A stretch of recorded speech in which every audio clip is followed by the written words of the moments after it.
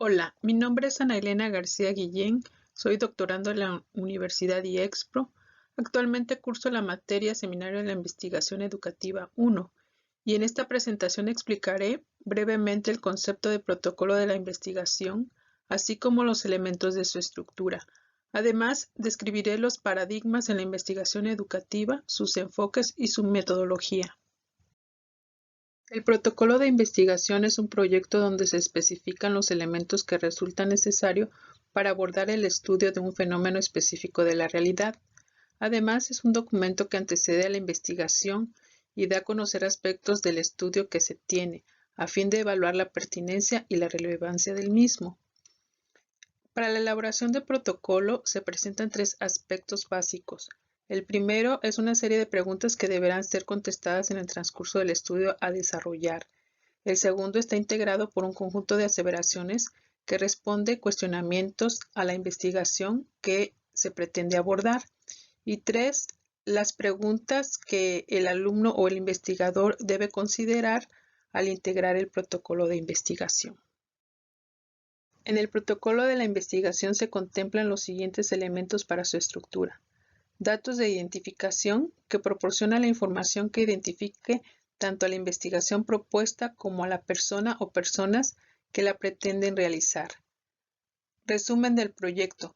Deberá describirse concreta y objetivamente el contenido global de la propuesta de investigación, considerando qué motivaron al planteamiento del estudio en cuestión.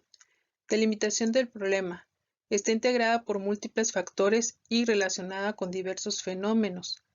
Se delimita con base a la propia formación y a la práctica profesional. Marco teórico conceptual referencial. En este se realizan lecturas de texto de diversas teorías que pueden relacionarse con el tema de investigación. Se revisa la literatura para no repetir y se hace el encuadre conceptual que delimite al objeto de estudio. Método contextual o situacional. Se refiere a la descripción general de las características del contexto donde se desarrollará el estudio, proporcionando el contexto de tiempo y lugar de la investigación que se pretende realizar.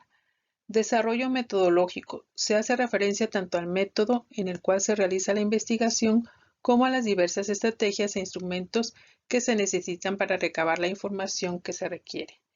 Recursos a utilizar, sean financieros, materiales, técnicos, infraestructura o equipo y humanos.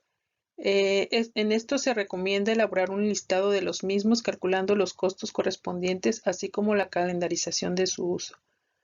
Y la programación de las actividades a desarrollar, en donde se recomienda realizar un cronograma que servirá de guía y control para efectuar el estudio en cuestión. Paradigmas en la investigación educativa. El paradigma científico puede entenderse como un conjunto de creencias y actitudes o como una visión del mundo, en la que se puede aplicar una determinada metodología en la práctica de la investigación. Existen tres tipos de paradigmas. El primero es el positivista, que surge en el siglo XVIII, cuando la investigación científica adquiere un carácter sistemático, institucionalizado y estandarizados en sus procedimientos.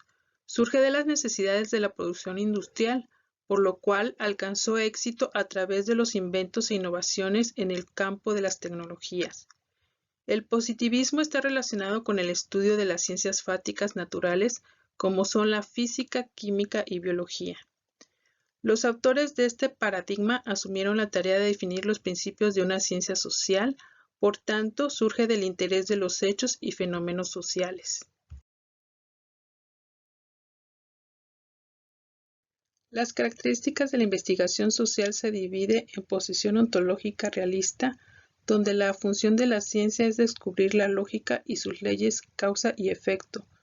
Postura epistemológica objetivista, donde el conocimiento va descubriendo las características intrínsecas de la realidad.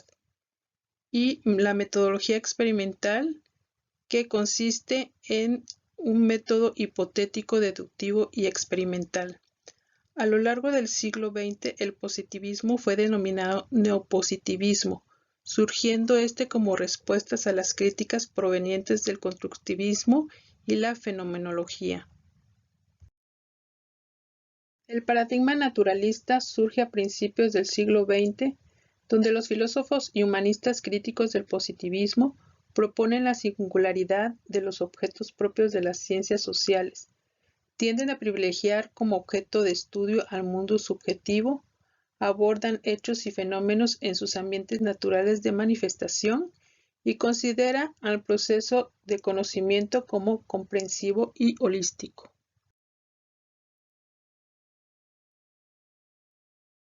Este paradigma se caracteriza por tener una posición ontológica nominalista. Esto comprende una realidad independiente de los significados que los sujetos le atribuyen. Una postura epistemológica subjetivista que implica reconstruir el punto de vista de los actores, y una metodología interpretativa donde la investigación naturista es inductiva y holística. Además, las fases del proceso son interactivos en todo momento. El paradigma sociocrítico surge en la segunda mitad del siglo XX y su autor señala que la investigación debe acompañarse de la acción. En este paradigma se propone la posibilidad de una ciencia social que no sea puramente empírica ni únicamente interpretativa. Además, brinda un cambio social y participativo. Y la investigación social se fundamenta en investigación-acción con una visión a la reflexión educativa. Las características de este paradigma son posición ontológica nominalista, es decir, construcción intersubjetiva de la realidad que resulta del conocimiento acumulado y se manifiesta como consensos sociales.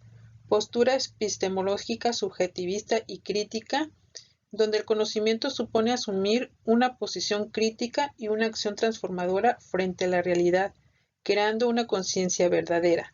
Y la metodología dialógica y participativa, que promueve procesos participativos en el desarrollo de la investigación y el investigador es un sujeto colectivo de autorreflexión. En la investigación educativa existen dos enfoques generales: el cuantitativo, que se apoya en los fundamentos del positivismo y de la ciencia nomotética, y se caracteriza por su interés en la explicación, predicción y control de la realidad. Tiende a reducir ámbitos de estudio a fenómenos observables y susceptibles de medición. Busca la formulación de generalizaciones libres de tiempo y contexto.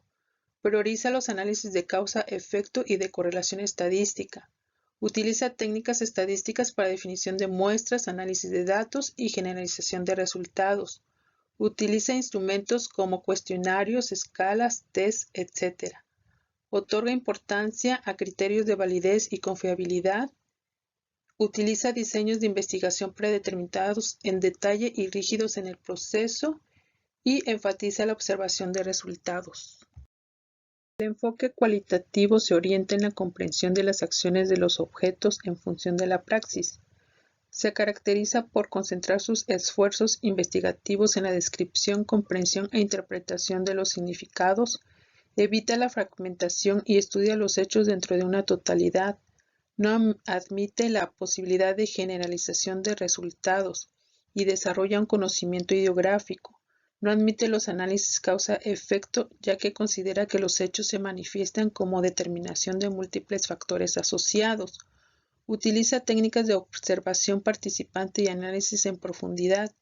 Utiliza instrumentos como guías de observación, entrevistas abiertas, grupos de discusión, talleres, etc.